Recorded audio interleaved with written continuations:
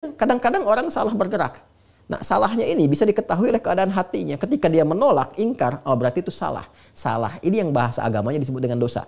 Berdusta, lisan berdusta, hati menolak. Dosa, kata agama. Kan? Baik, ini nggak boleh. Dia harus diperbaiki. Karena itu agama datang untuk memberikan bimbingan supaya manusia terjaga dalam kehormatannya. Supaya hatinya tetap tenang. Supaya fungsi tubuhnya itu tetap berjalan dengan baik.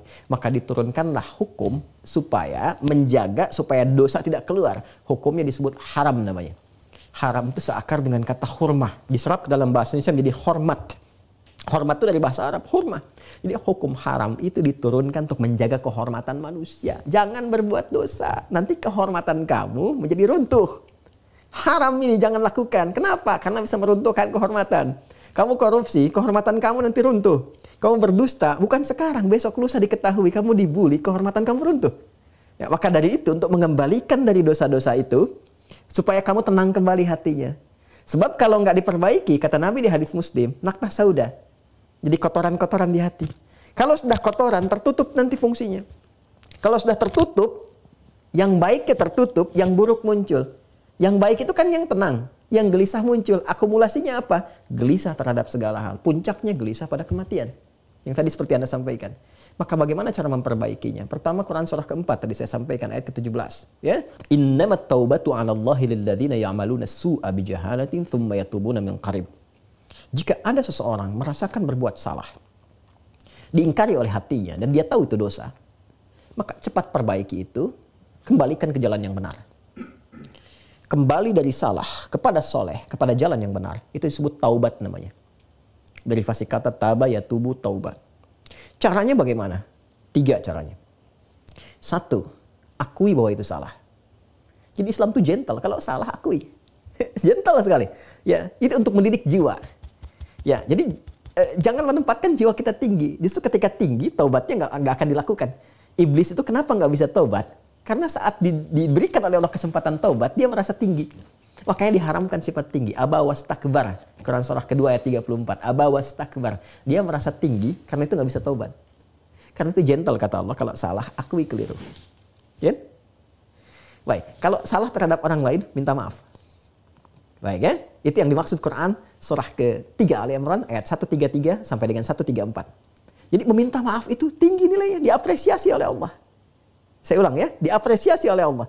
Kita nggak harus berpikir dia memaafkan atau tidak. Karena tujuan meminta maaf itu untuk menghadirkan kesungguhan kita dalam bertobat. Ya, kita tidak dihisab dengan adanya maaf dari dia atau tidak. Jadi kalau kita sudah meminta maaf dengan tulus, maka Allah akan memberikan kelapangan pertama pada diri kita. Sepertiga taubat diterima. Ya, kalau dia menerima, memaafkan, alhamdulillah. Kalau tidak memaafkan, urusan nanti dia dengan Allah. Urusan kita selesai dengan dia. Ingat ya? Kecuali utang ya, utang dibayar dulu tuh. Jangan meminta maaf, utang lunas, tidak. Ya. Baik, jadi ini bagian pertama, mengakui dulu. Yang kedua, menyesali. Menyesali. Yang ketiga, ini yang paling menarik nih. Mengganti apa yang salah tadi dengan yang soleh untuk menunjukkan kepada Allah kita berubah. Caranya tinggalkan yang salah tadi dan ganti dengan perbuatan yang soleh. Contoh, ada orang berkata yang kurang baik, dia ingin bertobat dari kata-kata yang tidak baiknya. Ya, kata jelek, menghina dan sebagainya. Mengakui. Saya nggak tepat, saya nggak bagus. Minta maaf kalau pernah melukai orang lain. Sudah sesali. Lalu dia berlatih berkata yang baik. Berlatih kata-kata yang mulia, yang menyenangkan orang. Gitu kan? Untuk menunjukkan dia sudah berubah.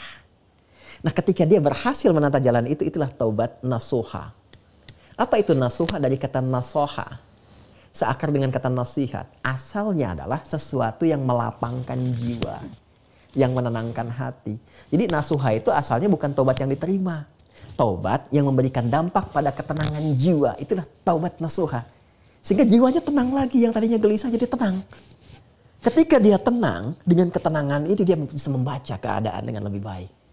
Dia bisa menilai diri. Dia bisa melihat hakikat. Oh hidup tuh begini. Nggak selamanya, pada saatnya akan kembali, pada saatnya akan pulang. Ketika sampai pada pemahaman itu, ma'rifat, mengenal pada keadaan dirinya, dia akan menyiapkan dan dengan itu dia tidak takut lagi dengan apapun yang pasti menimpa dirinya. Baik itu kematian ataupun musibah atau yang lainnya. Itu yang dimaksud Quran surah ke-67 di ayat yang kedua. Huwallazi khalaqal mauta wal hayata liyabluwakum ayyukum ahsanu amala. Wa huwal azizul ghafur. Dialah Allah yang telah mencipta kematian dan kehidupan untuk menguji siapapun yang masih hidup bagaimana dia bisa meningkatkan amalannya. Ini poin pentingnya. Jadi sebetulnya kematian itu bukan untuk ditakuti kata Allah. Awas ya, saya ulang ya. Kematian itu bukan untuk ditakuti karena pada akhirnya meninggal juga. Kalau ada yang takut meninggal, berarti ada sesuatu yang nggak tepat.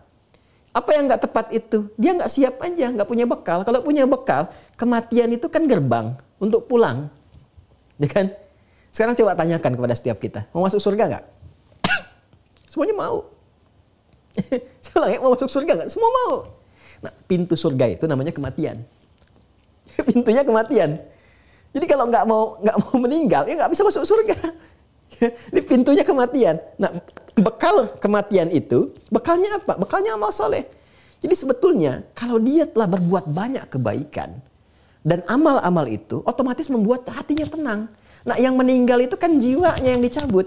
Quran surah 3 ayat 185. Kullu nafsin dha'iqatul maut. Nafas yang dapat maut. Yang nyabut namanya malakul maut. Quran surah 32 ayat 11. Qul yatawaffakum malakul mautil ladzi wukila bikum. Nafasnya yang dicabut. Nah, amal soleh kita itu berdampak tenang bagi jiwa. Tadi ngaji tenang, sholat bikin tenang. Itu kalau jiwanya tenang, dicabut sama maut pun tenang juga, nggak ada takutnya.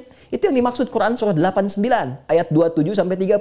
Ya ayat Tuhan nafsul mutmainnah. Irji'i ila rabbiki radiyatan mardiyah. Mutmainnah itu sifat bagi nafsu.